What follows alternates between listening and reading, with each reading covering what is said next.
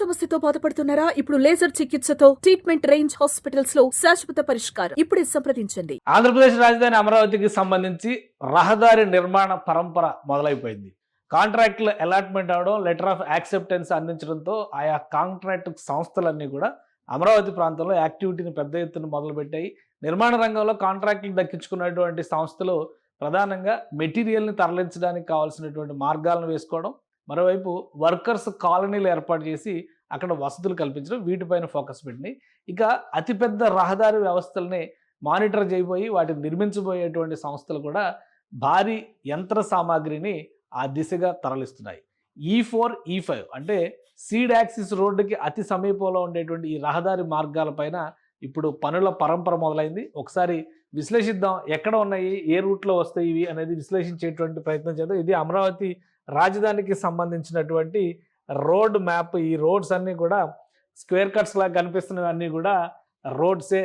Blue lines అన్నీ కూడా ఇటు ఈస్ట్ వైపు వెళ్ళేటువంటి రహదారి వ్యవస్థలు, రెడ్ లైన్స్ అన్నీ కూడా నార్త్ వైపు వెళ్ళేటువంటి రహదారి వ్యవస్థలు. ఇందులో కీలకమైనటువంటి రహదారి వ్యవస్థ E3 రహదారి వ్యవస్థ. E3 అంటే సీడ్ యాక్సిస్ రోడ్డు. ఇది క్యాపిటల్లోకి తీసుకెళ్లేటువంటి ప్రధానమైనటువంటి రహదారి ఇదే అన్న విషయం అందరికీ తెలిసిందే.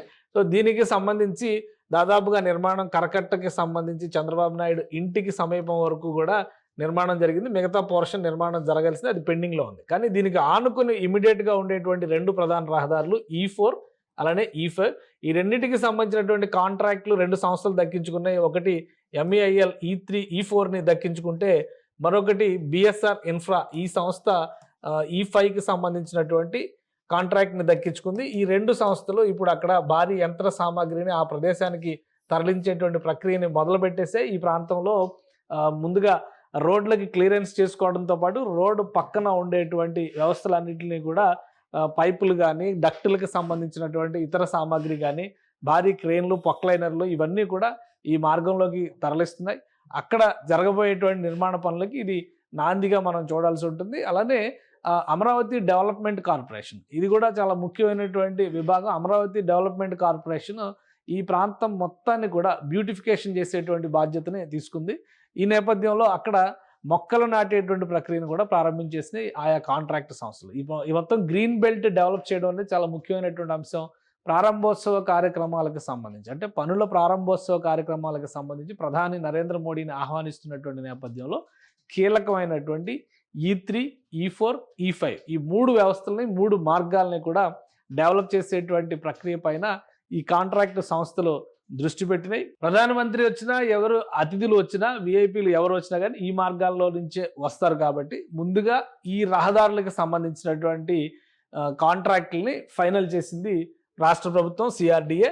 సో మొత్తం ఈ బెల్ట్ అంతా కూడా, ఈ బ్లాక్ లైన్ కనిపిస్తున్నది E5, ఇది కూడా నేషనల్ హైవేకి కనెక్ట్ చేసే విధంగా డెవలప్ చేస్తారు. ఇటు సీడ్ యాక్సిస్ రోడ్డు కూడా నేషనల్ హైవేకి కనెక్ట్ చేయాలి. కానీ ఈ పనులు పెండింగ్లో ఉన్న నేపథ్యంలో ఇప్పుడు టాప్ ప్రయారిటీ E5కి ఇస్తుంది రాష్ట్ర ప్రభుత్వం.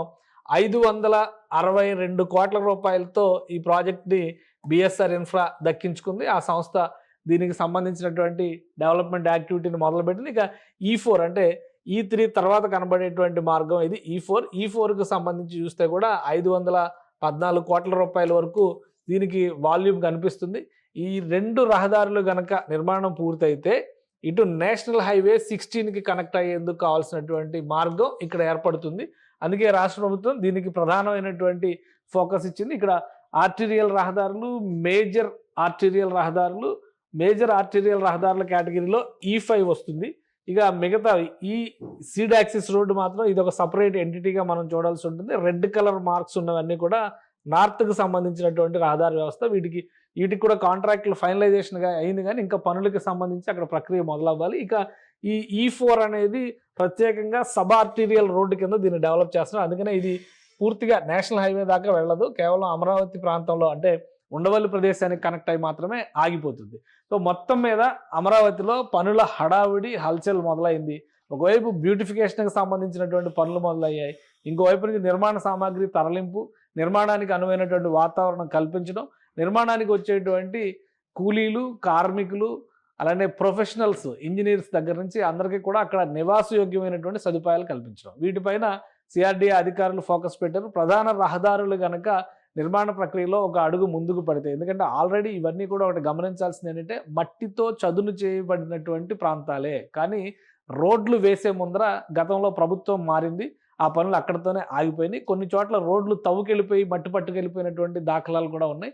ఇప్పుడు అవన్నీ కూడా సెట్ చేసి ఆయా మార్గాల్లో వచ్చేటువంటి డ్రైనేజ్, వాటర్, ఎలక్ట్రిసిటీ ఈ పైప్ లైన్ల వ్యవస్థను మొత్తాన్ని కూడా సమన్వయం చేసుకుంటూ రహదారి నిర్మాణ ప్రక్రియను చేపడతారు. ఈ రహదారులకి అటు ఇటు కూడా చెట్ల పెంపకం, మొక్కల పెంపకం, గ్రీన్ బెల్ట్ల డెవలప్మెంట్, సుందరీకరణ పనులు కూడా ప్యారలల్గా అమరావతి డెవలప్మెంట్ కార్పొరేషన్ కాంట్రాక్ట్లు ఇచ్చినటువంటి సంస్థలు ప్రారంభించేస్తున్నాయి. సుమన్ టీవీలో మీ పర్సనల్ అండ్ బిజినెస్ ప్రమోషన్స్ కోసం కింది నెంబర్కి కాంటాక్ట్ చేయండి.